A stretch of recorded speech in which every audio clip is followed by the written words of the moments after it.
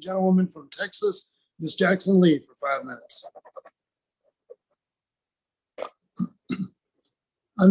Unmute, please. I did it again, as they say. Let me, Chairman. I've already done it once during the hearing myself. So. I did hear, so I feel like I'm in good company. But let me thank you for this hearing, and as well thank the budget director, Dr. Swagel. Let me indicate to my colleagues, I'm actually in the middle of a memorial for Uvalde. We are all overwhelmed here in Texas, so it is not that you live in Uvalde, it's that you live in Texas, and we're all broken, and we know the nation is praying for these families. So I thank you for yielding to me at this time. Dr. Swagel, I'm going to ask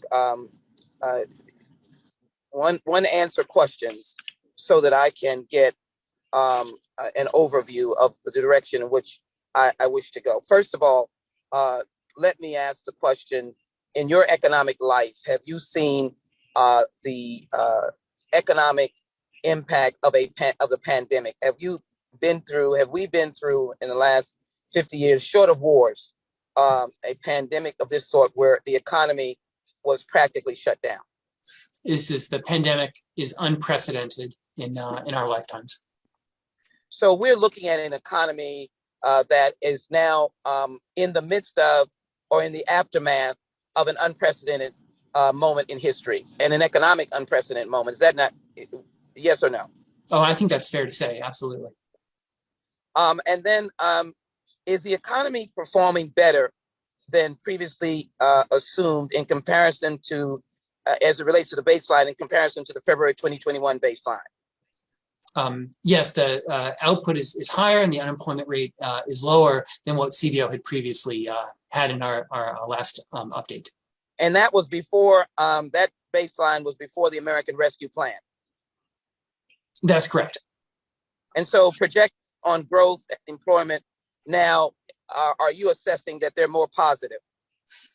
Yes, so as we have stronger economic growth, we have increased employment. There's also higher inflation, so the picture is complex. But the American Rescue Plan certainly contributed to stronger growth and stronger employment gains. And have we had more jobs created in the last year? My understanding is 8.3 million jobs created since President Biden took office.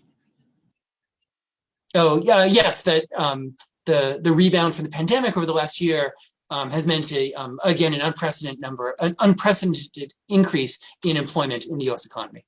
Let me quickly move to history lane. One, the Bush tax cut that came after President Clinton, and now the tax cut that was done under President Trump. Did that create an increased deficit in spite of the celebratory attitude of my Republican friends?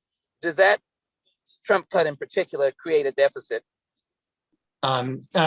Yes, the CBO analysis from April 2018 goes into the fiscal and economic impacts of the 2017 Tax Act, and we had that as increasing the deficit.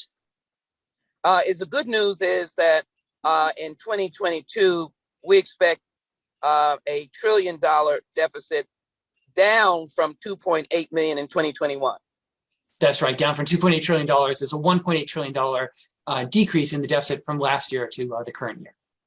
And in spite of the issue of inflation, which we are concerned about for my families, my working families, we're not ignoring it. The economy is moving along. What is your assessment? So we have a continued recovery from the pandemic. That real economic growth and job creation is very strong with the tight labor market this year. Let me just ask an employment question, and that is, we have jobs.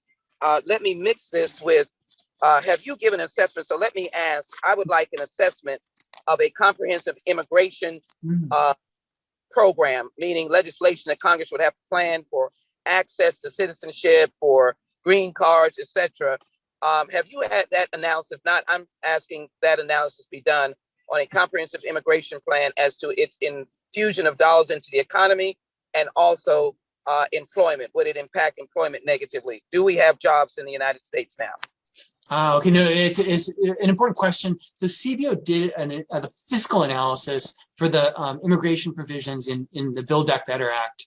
That is narrow relative to your question because we focus on the fiscal impacts. Yes. It has been some time since CBO did the wider economic impact and the contributions of immigrants to the economy, to jobs, to culture and society, entrepreneurship, innovation. That's something we can do. We haven't done it for a while though.